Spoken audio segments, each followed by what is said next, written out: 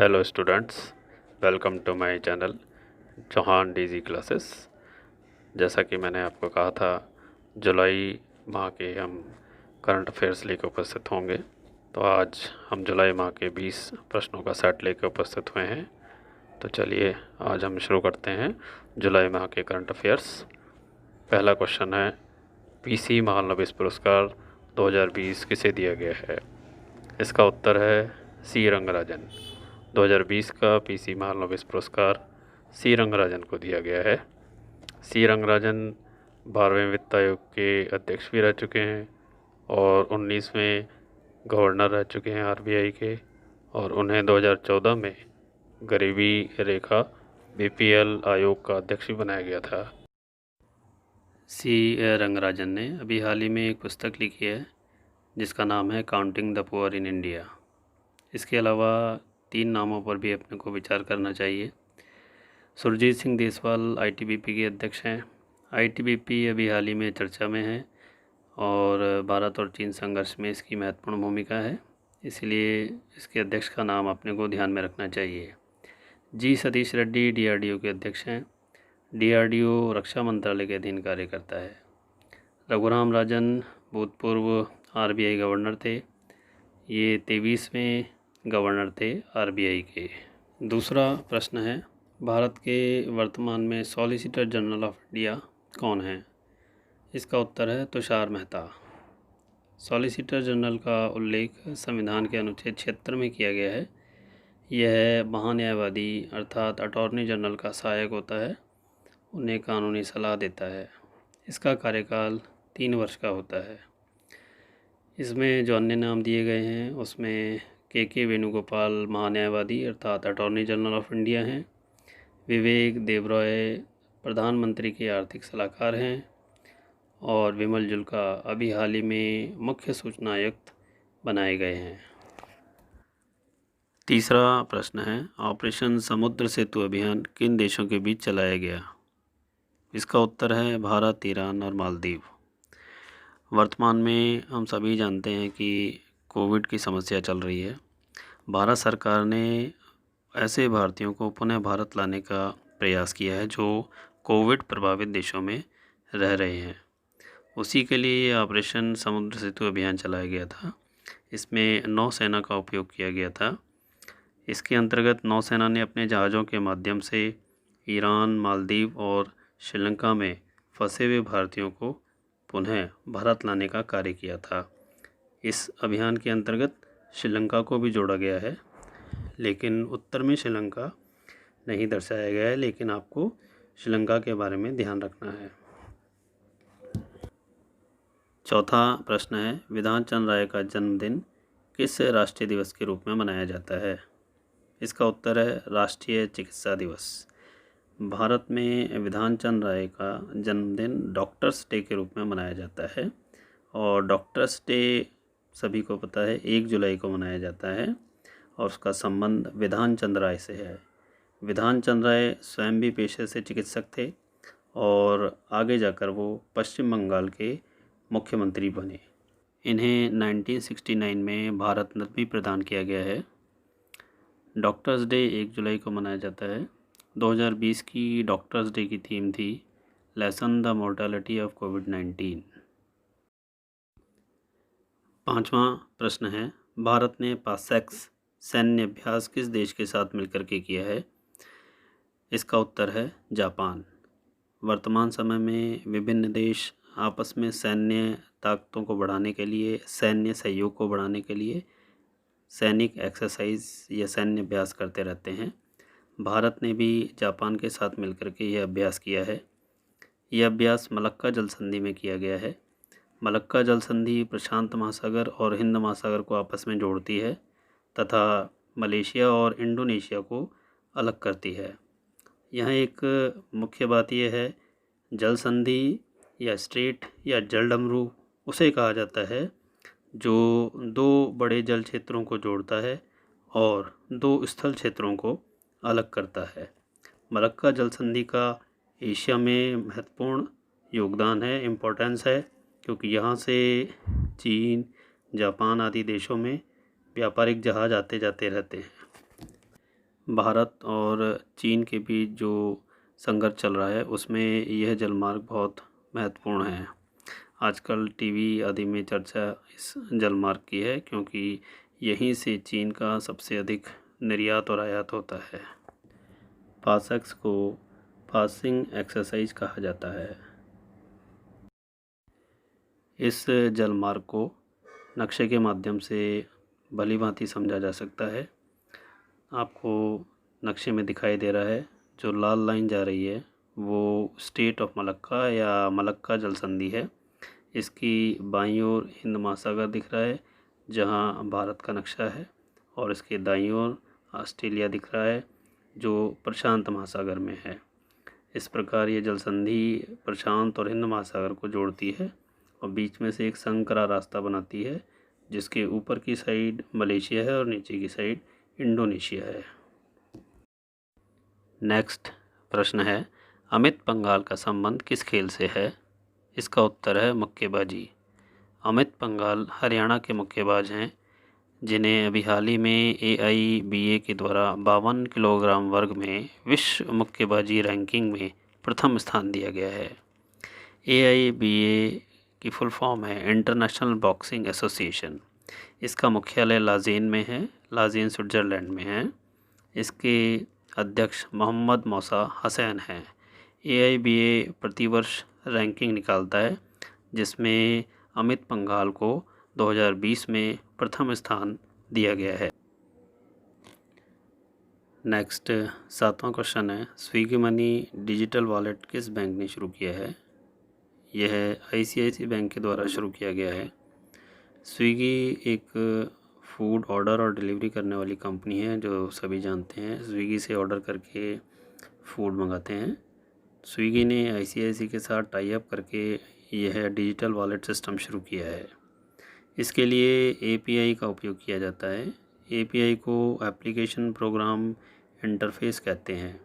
यह एक प्रकार का सॉफ्टवेयर होता है जो दो सर्वरों के बीच या कंप्यूटरों के बीच संबंध बनाने का कार्य करता है और एक सर्वर से या एक कंप्यूटर से दूसरे कंप्यूटर तक सूचना पहुंचाता है जिससे पेमेंट करने में आसानी होती है। स्विगी का मुख्यालय बेंगलोर में है और स्विगी की स्थापना श्रीधर मंजेटी ने की थी। ICICI एक प्राइवेट सेक्टर का बैंक है जिसकी स्थापना 1994 में की गई थी। इसका मुख्यालय बम्बई में है और इसके अध्यक्ष गिरीश चंद्र चतुर्वेदी हैं। नेक्स्ट प्रश्न देखते हैं। 8वां प्रश्न है, हाल ही में रक्षा मंत्री राजनाथ सिंह ने जम्मू कश्मीर में 6 स्ट्रेटेजिक ब्रिजों का उद्घाटन किया था। इसमें कौन सा ब्रिज सम्मिलित नहीं है? इसका उत्तर है बोगीबिल ब्रिज। बोगीबिल ब्रिज का उद्घाटन 2018 में प्रधानमंत्री नरेंद्र मोदी के द्वारा किया गया था। यह ब्रिज ब्रह्मपुत्र नदी पर बना हुआ है। यह एक रेलवे ब्रिज है। इसके अतिरिक्त जो ब्रिज दिखाए गए हैं उन सभी ब्रिजों का उद्घाटन राजनाथ सिंह जी ने भी हाल ही में जुलाई 2020 में किया था। इन ब्रिजों में पलवन ब्रिज, पन्याली ब्रिज, तारन्हा ब्रिज, पहाड़ी वाला ब्रिज, घोड़े वाला ब्रिज सम्मिलित हैं। इन ब्रिजों का निर्माण BRO के द्वारा किया गया है। BRO को बॉर्डर रोड ऑर्गेनाइजेशन कहा जाता है। चित्र में इसका लोगो दिखाई दे रहा है। लोगों में हिमालय और सड़क दिख रही है। इस संगठन की स्थापना 1960 में की गई थी। इसका मुख्यालय दिल्ली में है। इसका मुख्य कार्य है बॉर्डर पर भारत की सेना के लिए, परिवहन के लिए रोड का निर्माण करना। अभी हाल ही में चीन और भारत के बीच जो संघर्ष चल रहा है उसमें दौलत बेग ओल्डी का नाम ज़्यादा चर्चा में है। यह दौलत बेग ओल्डी हवाई पट्टी का निर्माण लद्दाख में BRO के द्वारा ही किया गया था। BRO के महानिदेशक लेफ्टिनेंट जनरल हरदीप सिंह हैं। नेक्स्ट 9वां क्वेश्चन है, overdraft saving the Indian saver पुस्तक के लेखक हैं? इसका उत्तर है उर्जित पटेल। उर्जित पटेल के द्वारा अभी हाल ही में यह पुस्तक लिखी गई है। इसके अंदर सेविंग्स की समस्याओं और उससे संबंधित सुरक्षा के बारे में बताया है। इसी के लिए उन्होंने 9R थ्योरी दी है उर्जित पटेल 24वें नंबर के आरबीआई के गवर्नर थे। उनका कार्यकाल 2016 से 18 तक था। उन्हें अभी हाल ही में 2019 में विल्बर क्रॉस अवार्ड दिया गया है। यह अवार्ड येल यूनिवर्सिटी की तरफ से दिया जाता है। येल यूनिवर्सिटी यूएसए में है। इनसे संबंधित एक प्रमुख बात यह है कि इनका जन्म नैरोबी केनिया में हुआ है। केनिया अफ्रीका का एक कंट्री है। 10वां प्रश्न है, केंद्रीय सांख्यिकी कार्यक्रम राज्य मंत्री कौन है? इसका उत्तर है राव इंद्रजीत सिंह। राव इंद्रजीत सिंह को केंद्रीय सांख्यिकी कार्यक्रम विभाग का स्वतंत्र कार्यभार सौंपा है। राव इंद्रजीत सिंह गुड़गांव हरियाणा से लोकसभा के उम्मीदवार हैं। उन्होंने वहां से लोकसभा का चुनाव 2019 में जीता है। इसके अलावा जो 3 नाम दे रखे हैं उनके बारे में आपको जानकारी देते हैं। मनसुख मंडाविया जहाज रानी राज्य मंत्री हैं। थावरचंद गहलोत सामाजिक न्याय और अधिकारिता मंत्री हैं। और महेंद्र नाथ पांडे स्किल डेवलपमेंट मंत्री हैं। इसमें महेंद्र नाथ पांडे और थावरचंद गहलोत कैबिनेट मंत्री हैं। बाकी दोनों राव इंद्रजीत सिंह और मनसुख मंडाविया राज्य मंत्री हैं। 11वां प्रश्न है, यूएनओ ने 2021 को कौन सा वर्ष घोषित किया है? यूएनओ ने फल और सब्जियों का वर्ष घोषित किया है। यूएनओ ने खाद्य और कृषि संगठन के साथ मिलकर के इसकी घोषणा की है। खाद्य और कृषि संगठन का जो मुख्यालय है वो रोम इटली में है और उसके जो अध्यक्ष है वो चू डोंग यू हैं। यूएनओ हमेशा प्रतिवर्ष किसी न किसी चीज़ के लिए वर्ष घोषित करता है। 2021 के लिए भी उन्होंने फल और सब्जियों के प्रति जागरूकता उत्पन्न करने के लिए यह वर्ष घोषित किया है। इसमें अन्य वर्षों की भी जानकारी दे देते हैं। नर्स व प्रसविका वर्ष 2020 को घोषित किया है। देशीय भाषा वर्ष 2019 को घोषित किया है और जल सहयोग वर्ष 2013 को घोषित किया है। 12वां प्रश्न है, जिम्बाब्वे के राष्ट्रपति हैं? इसका उत्तर है एमेरो मनागन। अभी हाल ही में जिम्बाब्वे के साथ भारत ने परंपरागत चिकित्सा पद्धति और होम्योपैथी में समझौता किया है, इसीलिए जिम्बाब्वे हाईलाइट हुआ है। उसके राष्ट्रपति को याद रखना आवश्यक है। इसमें चंद्रिका प्रसाद संतोखी का नाम उल्लेखनीय है। वो सूरीनाम के राष्ट्रपति बने हैं और ये भारतीय मूल के हैं। इनके नाम का उल्लेख प्रधानमंत्री ने मन की बात में भी किया था और इन्होंने सूरीनाम के राष्ट्रपति बनने पर संस्कृत में शपथ ली थी। कैस सैयद तुनीशिया के नए राष्ट्रपति हैं, जबकि ली हसियांग लूंग सिंगापुर में तीसरी बार प्रधानमंत्री बने हैं। विश्व के नक्शे से स्पष्ट होता है कि जिम्बाब्वे अफ्रीका का एक देश है। नक्शे में स्पष्ट हो रहा है, चारों ओर से इसे अन्य देशों ने घेर रखा है, इसीलिए ये एक लैंडलॉक कंट्री है। लैंडलॉक कंट्री वह होता है जिसे सभी देश चारों ओर से घेर लेते हैं, यानी भौगोलिक दृष्टि से उसकी समुद्री सीमा नहीं होती है। मैप से स्पष्ट है कि जिम्बाब्वे को बोत्सवाना, साउथ अफ्रीका, मोजाम्बिक और जाम्बिया ने चारों ओर से घेर रखा है। जिम्बाब्वे की इन देशों के साथ सीमाएं बनती हैं।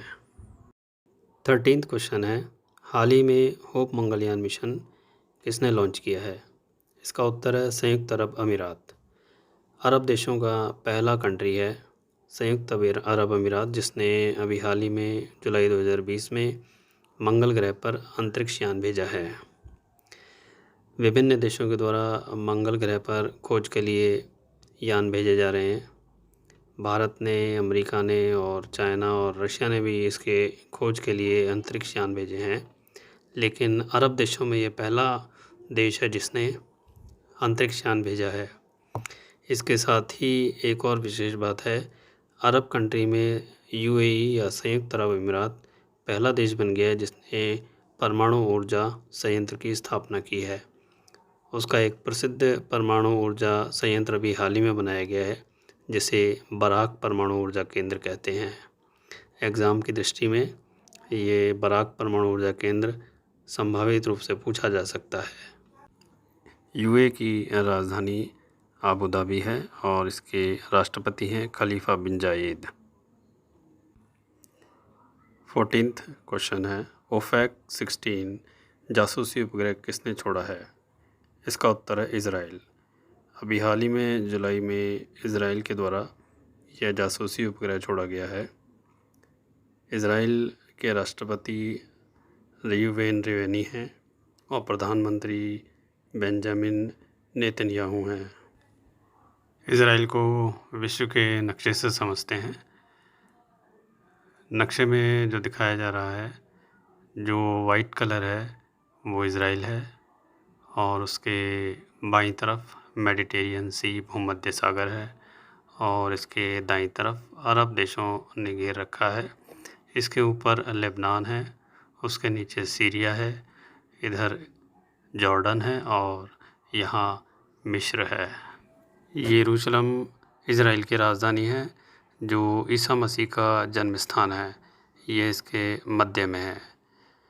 इसकी दाईं तरफ वेस्टर्न एरिया है या वेस्टर्न घाट है जो विवादित क्षेत्र कहलाता है। 15वां प्रश्न है, अंतर्राष्ट्रीय सौर समूह का 87वां सदस्य कौन बना है? इसका उत्तर है निकारागुआ। निकारागुआ लैटिन अमेरिकी देश है जिसे अभी हाल ही में अंतर्राष्ट्रीय सौर समूह की सदस्यता दी गई है। इस संगठन की स्थापना 2015 में भारत और फ्रांस ने मिलकर के की थी। इसका मुख्यालय गुरुग्राम हरियाणा में है। इस संस्था का उद्देश्य नवीनीकरण और गैर परंपरागत ऊर्जा स्रोतों का विकास करना है। इसके अंतर्गत कर्क और मकर रेखा के बीच के देश सम्मिलित किए जाते हैं क्योंकि इन दोनों रेखाओं के बीच सूर्य का ताप अधिक दिन तक प्राप्त होता है। लैटिन अमेरिकी देशों में दक्षिणी अमेरिका महाद्वीप में जो देश आते हैं उन्हें सम्मिलित किया जाता है, जैसे Argentina, Peru, Chile, Paraguay, Uruguay, Nicaragua इत्यादि। नेक्स्ट 16वां प्रश्न है, मछली उत्पादन में प्रथम राज्य है। इसका उत्तर है तमिलनाडु। CMFRI इंस्टीट्यूट ने अभी हाल ही में डाटा जारी किया है। उसके अनुसार भारत में तमिलनाडु में सर्वाधिक मछली उत्पादन होता है। वर्ष 2019-20 के अंतर्गत 7.75 लाख टन उत्पादन करके तमिलनाडु प्रथम राज्य बना है। संपूर्ण भारत में मत्स्य उत्पादन में 2.1% की वृद्धि दर्ज की गई है। तमिलनाडु के बाद आंध्र प्रदेश और केरल का नंबर आता है। भारत विश्व में मछली उत्पादन में तीसरा स्थान रखता है। पहला स्थान चीन का और दूसरा स्थान इंडोनेशिया का है। CMFRI वो संस्था है जो मछली उत्पादन से संबंधित आंकड़े जारी करती है। इसे central marine fisheries research institute कहा जाता है। इसका मुख्यालय कोच्चि, केरल में है। नेक्स्ट 17वां क्वेश्चन है, गरीब कल्याण अन्न योजना से संबंधित असत्य कथन कौन सा है? इसमें पहला वाला कथन असत्य है। इस योजना में 100% सहायता केंद्र के द्वारा दी जा रही है। इसमें राज्य की कोई भागीदारी नहीं है। अभी हाल ही में लॉकडाउन के अंतर्गत केंद्र सरकार ने बहुत सारी योजनाएं चलाई हैं। उन्हीं योजनाओं में से एक योजना गरीब कल्याण अन्न योजना है, जिसमें गरीब परिवारों, मज़दूरों और BPL परिवारों को चावल, गेहूं और दाल की मुफ्त व्यवस्था की गई है। इसमें दिए गए शेष ऑप्शन सही हैं। आगामी परीक्षाओं में इस योजना से संबंधित प्रश्न पूछे जा सकते हैं। 18वां क्वेश्चन है, ये कॉम्बिनेशन का प्रश्न है। इसमें एक तरफ तिथि यानी डेट दी गई है और दूसरी तरफ उस तिथि को मनाए जाने वाले दिवसों के बारे में जानकारी दी गई है। इसमें हमें गलत कॉम्बिनेशन छांटना है। इसका उत्तर है 4। 19 जुलाई को सिकल सेल दिवस नहीं मनाया जाता है, बल्कि 19 जुलाई को बैंकों के राष्ट्रीयकरण का दिवस मनाया जाता है। सिकल सेल दिवस 19 जून को मनाया जाता है। सिकल सेल एक बीमारी होती है जो आरबीसी लाल ब्लड सेल से जुड़ी रहती है, जिसमें उसकी आकृति या आकार बदल जाता है। आगे हम सिकल सेल के बारे में जानकारी देंगे। लेफ़्ट साइड में जो आपको दिखाई दे रही है वो नॉर्मल लाल रक्त कणिका या आरबीसी है, और जो राइट साइड को दिखाई दे रही है अर्धचंद्राकार, इसे सिकल सेल कहा जाता है और इसे हंसिया आकार भी कहा जाता है, क्योंकि सिकल अर्धचंद्राकार आकृति का नाम है। इस प्रकार से आरबीसी की जब शेप बदल जाती है तो उसे सिकल सेल डिजीज़ या सिकल सेल एनीमिया कहा जाता है। यह बीमारी अधिकांशतः उन देशों में पाई जाती है जहां मलेरिया का प्रकोप ज़्यादा होता है। इसे आनुवंशिक बीमारी भी कहा गया है, इसीलिए अफ्रीका के देश में या अफ्रीका के लोगों में ये बीमारी अधिकता से पाई जाती है। इसके लिए जो उत्तरदायी जीन है उसे HBS के नाम से जाना जाता है। इस बीमारी को एक अन्य नाम से भी जाना जाता है, जिसे ड्रिपेलोसाइटोसिस कहा जाता है। 19वां प्रश्न है कि कस्तूरीरंगन समिति संबंधित है। यह समिति शिक्षा नीति से संबंधित है। अभी हाल ही में भारत सरकार ने जो नई भारत की शिक्षा नीति 2020 जारी की है, यह शिक्षा नीति कस्तूरीरंगन समिति पर ही आधारित है। इस समिति ने शिक्षा के लिए मातृभाषा को महत्वपूर्ण माना है। के कस्तूरीरंगन एक वैज्ञानिक और शिक्षाविद भी हैं। इन्होंने इसरो में भी काम किया है। इन्हें 1992 में पद्म भूषण का अवार्ड दिया गया है। 20वां प्रश्न है, निम्न में रस्किन बॉन्ड की पुस्तक नहीं है। गेटिंग कॉम्पिटिटिव रस्किन बॉन्ड की पुस्तक नहीं है। यह पुस्तक RC भार्गव के द्वारा लिखी गई है। RC भार्गव मारुति उद्योग से संबंधित रहे हैं। इस पुस्तक में उन्होंने नेहरू की औद्योगिक नीति और औद्योगिकरण का उल्लेख किया है। रस्किन बॉन्ड के बारे में एक जानकारी यह है कि ये भारतीय हैं और हिमाचल प्रदेश में इनका जन्म हुआ है। वर्तमान में ये देहरादून में रहते हैं। शेष जो पुस्तकें हैं वो रस्किन बॉन्ड ने लिखी हैं। इसमें सॉन्ग्स ऑफ इंडिया पुस्तक ध्यान रखने की है, क्योंकि उन्होंने ये अभी हाल ही में 2020 में लिखी है। ये जुलाई माह के 20 प्रश्नों का संग्रह था। आगामी प्रतियोगी परीक्षा के लिए यह संग्रह उपयोगी रहेगा। यदि कोई इंक्वायरी या कोई जानकारी की आवश्यकता है तो कमेंट बॉक्स में नीचे लिखें। आगामी अगस्त माह के करंट अफेयर्स शीघ्र ही जारी करेंगे। धन्यवाद। Thank you.